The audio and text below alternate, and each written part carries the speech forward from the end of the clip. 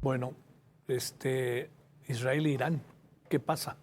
Quinto día de conflictos, con ataques cruzados intensísimos. Se habla de 24 muertos en Israel, 220 en Irán.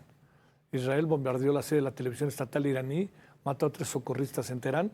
Irán respondió con nuevos ataques, en fin, todo un asunto que ha crecido de manera brutal, a lo cual se suma que haya regresado de la reunión del Grupo de los Siete, que le haya cortado intempestivamente su participación el presidente de los Estados Unidos, el señor Donald Trump. Tenemos a Moisés Garduño con usted y con nosotros para hablar exactamente qué es lo que está pasando en este momento, qué es lo último de lo último.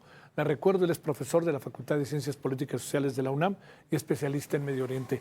Queridísimo Moisés, nunca como hoy tu opinión pues se vuelve tan interesante para armar este rompecabezas. ¿Cómo ves las cosas y cómo ves esta noche las cosas con este regreso intempestivo de Donald Trump? Te saludo con gusto como siempre, Moisés, y gracias. Gracias, Javier. Un gusto saludarte, verte de nuevo, que te recuperes pronto. Y Gracias. saludos también para la audiencia, Javier. Pues es un episodio, yo digo que uno de los más violentos que ha sacudido a la región en los últimos 20 años. Tal vez el último que me recuerda es la invasión estadounidense a Irak en el año 2003. Pero esto tiene paralelismos con eso, porque en aquel momento acusaban a Saddam Hussein de tener armas de destrucción masiva, ¿no? Armas químicas, armas que nunca encontraron. Y ahora, pues casi un poquito más de 20 años después, Israel acusa a Irán de tener un programa nuclear con fines militares, algo que no se ha probado. Antes de dar una evaluación, quisiera recordarle a la audiencia que lo que estamos viendo también es un Estado como Israel que no ha firmado el Tratado de No Proliferación Nuclear, atacando a otro Estado que es Irán, que firmó dicho mecanismo desde 1968 y que lo ratificó desde 1970. Además, no está de más decir que se ha violado la soberanía de Irán y soberanía de Siria y de otros países también que ha Claro. atacado Israel, y que Naciones Unidas también ha estado un poco atada de manos tratando de activar a los mediadores en estos momentos tan densos. La preocupación estriba, Javier, en que la guerra que se ha estado desatando se ha estado expresando en las ciudades capitales de ambas naciones, en Tel Aviv y en Teherán, causando graves daños a la infraestructura, no solamente militar, sino también civil de estas dos urbes. Independientemente de lo que pase después, que esperemos que haya un acuerdo, porque estos actores mediadores ya se están activando, independientemente de lo que pase, la reconstrucción y las consecuencias de lo que ya sucedió van a ser muy graves en términos de reconstrucción, en términos de activación económica y sobre todo también en términos de resonancia regional y global. Ya ven, con estos primeros ataques entre ambas naciones el petróleo subió 10%, con todo y lo que eso significa en un momento donde Estados Unidos está polarizado, por lo que ya bien se han comentado a lo largo del noticiero con respecto a las protestas en Los Ángeles, y poco más de 1,5 millones de personas en Israel metidas en estos refugios subterráneos esperando que el gobierno dé buenas noticias. Es una situación realmente terrible, preocupante. En el Golfo Pérsico hay ahora mismo embarcaciones que están en llamas. Me parece que es un elemento de disuasión para que Estados Unidos no entre a la guerra como Donald Trump amenazó. Y todo esto a favor de que actores como China, como Rusia, como Qatar, como Omán activen rápidamente lo que tienen para volver a la mesa de negociaciones antes de que sea demasiado tarde para ambos. Oye, ¿por qué supones que tomó la decisión de regresar el presidente Donald Trump y además puso por cosas muy importantes que van a suceder?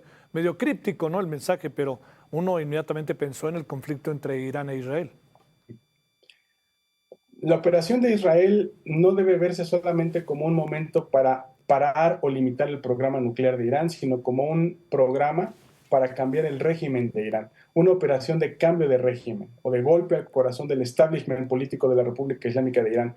Pero este golpe que intentó hacer Israel no funcionó porque la sorpresa que se impregnó en Irán desde el 13 de junio no dio los resultados esperados a Israel, cosa que cuando Irán recupera la cadena de mando después de haberse visto sorprendido, responde de una manera tan trascendental a nivel histórico que, como repito, tiene a los israelíes en búnkers. Esto inmediatamente responde a la reacción de Donald Trump a querer regresar a poner orden en términos de que no se puede dar el lujo de de ver a un Israel humillado ante estas respuestas de Irán. Es cierto que ha habido bajas dentro de Irán, bajas importantes, generales, incluso científicos nucleares, pero lo que vimos en Haifa, lo que vimos en Tel Aviv en los últimos 4 días, sobre todo en la madrugada, que es cuando ataca Irán, es algo que Donald Trump no puede darse el lujo de tener, porque implicaría una derrota política tanto para él como para Netanyahu, y hay que recordar que Trump tiene 42% de popularidad.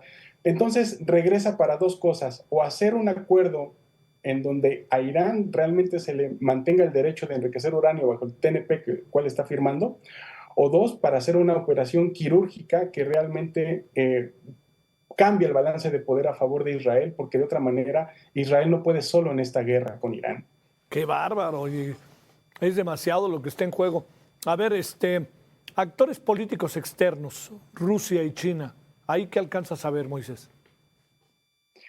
Es una pregunta muy interesante, porque así como cambió el régimen de Bashar al-Assad y el gobierno de Israel se vanglorió de haber, digamos, decapitado al régimen y se puso él como principal responsable de esa victoria geopolítica, China y Rusia no pueden darse el lujo de perder a Irán como aliado estratégico. Irán para China y Rusia es un aliado muy importante para la Organización de Cooperación de Shanghái. Es una nación integrante crucial del bloque de los BRICS. Es un paso trascendental de la nueva ruta de la seda china, y además es uno de los países que provee de flujo energético para China y otros países del sureste asiático. El hecho de perder Siria en diciembre del 2024 y luego poner en hipótesis la pérdida de Irán representa un golpe muy fuerte, no solamente para el propio régimen iraní, sino también para China y Rusia y para todo el bloque del sur global. En ese sentido, hay una discusión muy fuerte al interior de la academia china, en donde dicen que es un momento propicio para que China se haga de Taiwán por la siguiente ecuación, Javier.